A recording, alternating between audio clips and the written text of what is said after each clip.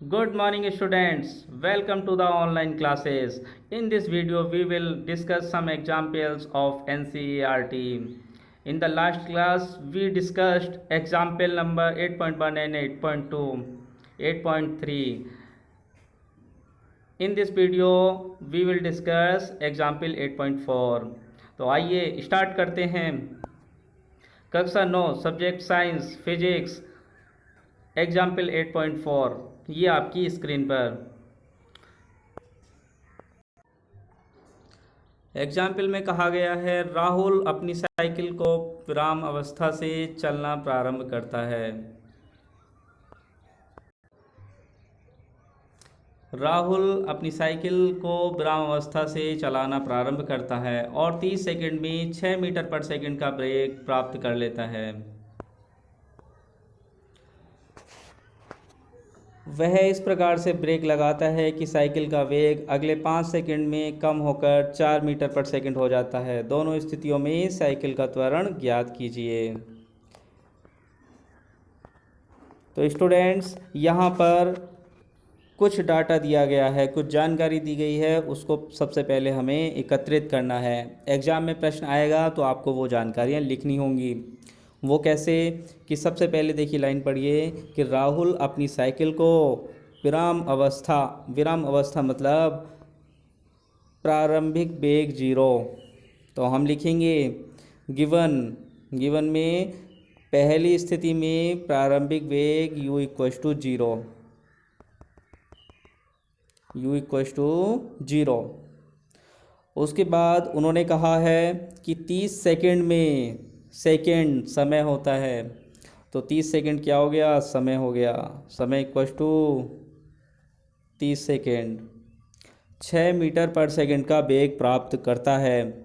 It means it is the last velocity.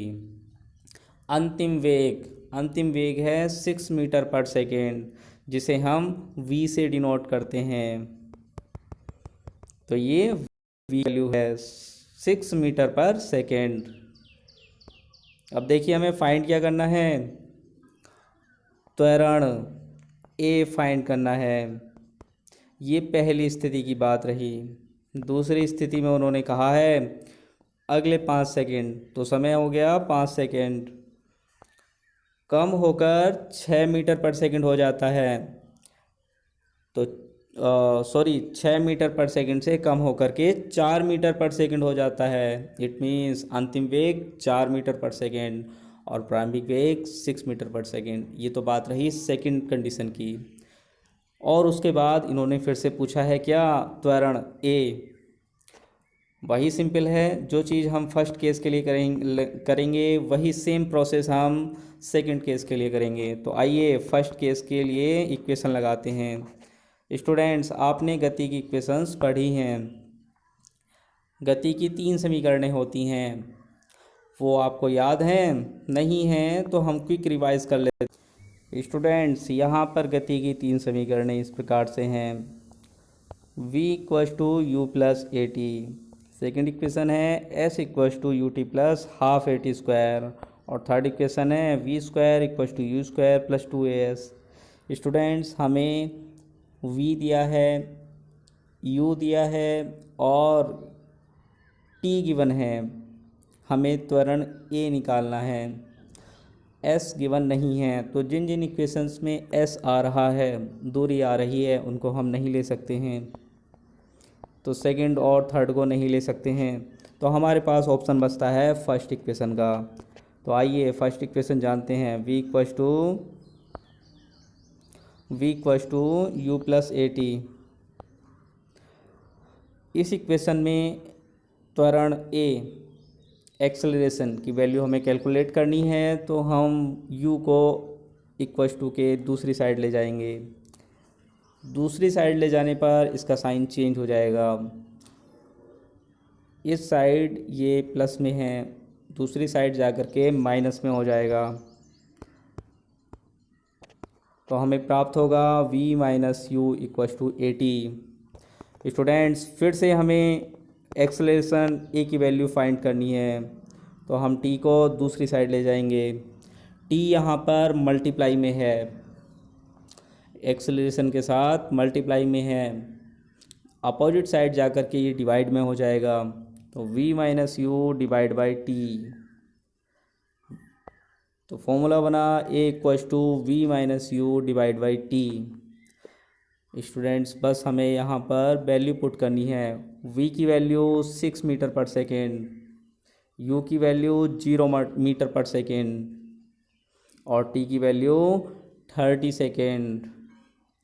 इसको solve कर लेना है और आंसर आपके पास है। कैसे सॉल्व करेंगे? 6 माइनस 0 6 हो गए, डिवाइड बाई 30।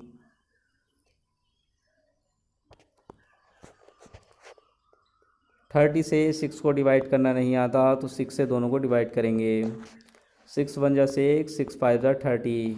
और जब 5 से 1 को डिवाइड करते हैं तो हमें प्राप्त होता है 0.2 और यूनिट है metre per second square. Unit विशेष तौर पे ध्यान रखें। स्टूडेंट्स ये तो पहली कंडीशन की बात रही जब हमसे एक्सेलरेशन पूछा था इस कंडीशन में। अब हमसे एक्सेलरेशन पूछा है इस कंडीशन में, तो आइए सेकंड केस की बात करते हैं। तो सेकंड केस में आपको पता है, सेकंड केस में उन्होंने कहा है 5 सेकेंड, तो t इक्वल्स टू 5 सेकेंड, ये सेकंड केस हो गया। और क्या वैल्यूज़ दी हैं कि कम उसका वेग कम होकर के 4 मीटर पर सेकेंड हो जाता है। इट मीन्स ये अंतिम वेग है। तो इससे पहले वाला वेग कितना था? 6 metre per second. u equals to 6 metre per second और v equals to 4 metre per second. बस वैल्यू पुट कर देनी है और आंसर आपके पास है। आइए देखते हैं वैल्यू कैसे पुट करते हैं, कैसे कैलकुलेट करते हैं एक्सेलरेशन।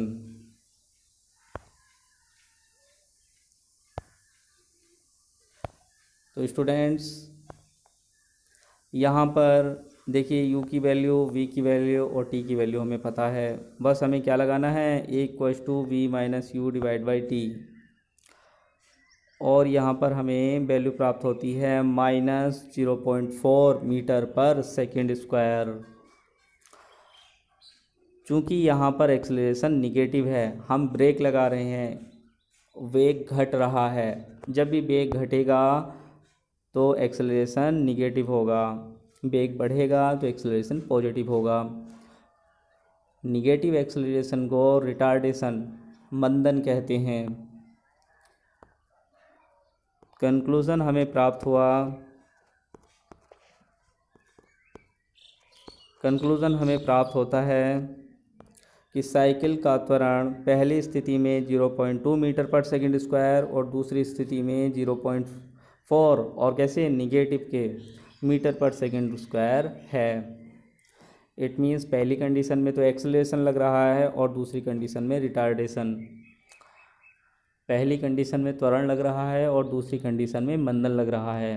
तो जब भी आप अपनी साइकिल की स्पीड बढ़ाते हैं तो वो एक्सेलरेशन होता है, त्वरण होता है। और जब भी आप ब्रेक लगाते हैं आपका साइकिल की वेग घटता है, तो साइकिल की वेलोसिटी घटने से उसमें मंदन कार्य करता है। तो स्टूडेंट्स आई होप कि आपने ये वीडियो बहुत अच्छी तरीके से समझ ली है, इसका टॉपिक आपको क्लियर हो गया है। ये एग्ज़ाम्पल आपके टेस्ट में, परीक्षाओं में, ये कहीं भी पूछा जाएगा तो आप इसे कर पाएंगे। इसी आशा के साथ कि आप स्टडी कर रहे हैं, घर पर हैं, सुरक्षित हैं और लगातार आगे बढ़ रहे हैं। धन्यवाद। जय हिंद, जय भारत।